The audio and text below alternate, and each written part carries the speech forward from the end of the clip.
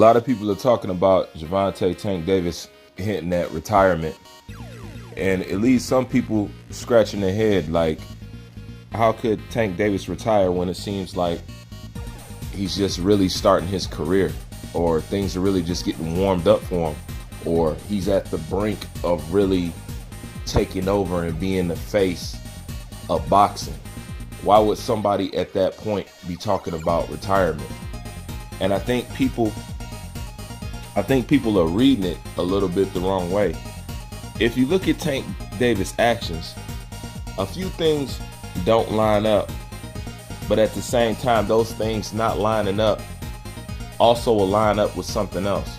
What I mean by that is, you got to think about it. You just talk about leaving Mayweather Promotions. Basically, leaving Mayweather Promotions because he's unhappy about whatever and whatnot. So basically, you would leave Mayweather Promotions to put yourself in a better position. Why would you seek putting yourself in a better position, or talk about signing or seeking out other promotional companies, if all you want to do in the end is retire? It doesn't add up. I think him saying that he's going to retire is part of his pushback to whatever situation that's going on over there with him and Mayweather Promotions and Al Heyman. Because truthfully, I mean, Leonard Ellaby and Floyd Mayweather doesn't have to show up to the press conference or be around Tank to still have a part in his career. So I think that it's somewhat unrealistic to say that you are not dealing with Mayweather, but you're still dealing with Al Heyman.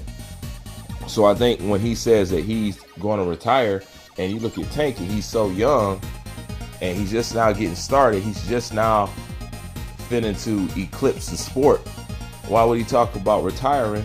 I mean, if you add it all up, it looks like another act out, no different from him tweeting something and then deleting it, or him saying this and then saying that, or saying I'm gonna leave Mayweather Promotions, but I'm still working with Al Heyman, because he made that move and people looked at it as if Tank Davis is finally going to start taking control over his career and start finally giving us the fights that we want.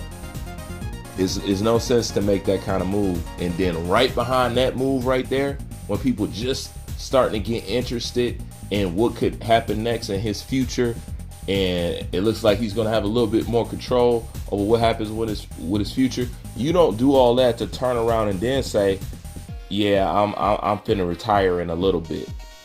That doesn't make any sense once you logically think about it. So if you ask me, him talk about retirement is him, I think, being unhappy about the situation and finding out that he really can't probably go anywhere. Like, I don't know what kind of contract he signed. I don't know what he got with Al Heyman versus Floyd Mayweather and Mayweather Promotions. But when you're as valuable as Tank is over at PBC, I'm pretty sure they have certain stuff in place to make sure somebody like Tank Davis doesn't go anywhere. This is why they stay so pissed at Eddie Hearn, because Eddie Hearn always trying to throw deals at Gervonta Tank Davis. So basically trying to steal their fighter away from him. That's why primarily they don't like Eddie Hearn. They figure he's going about it the sneaky way, trying to throw money at their fighters behind their back and all that other stuff.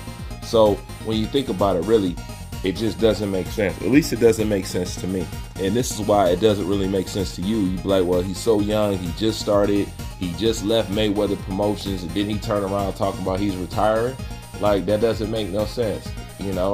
He's just now approaching, getting ready to give us the best of what there is to offer. But at the same time, I always thought that you wasn't gonna get those kind of fights from him or even these other guys until they were on their way out. See, that's the thing. Because we talk about who Tank don't fight, but the truth is, none of these other guys have fought each other yet either. And I don't think they plan on to until like the tail end of their career. But to me, it's just another way of somewhat acting out. I don't take Gervonta Tank Davis seriously, because if he did, he would leave a lot of money on the floor.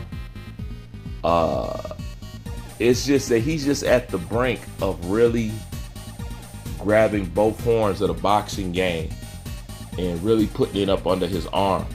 So I don't get how you'll get right there and then want to retire.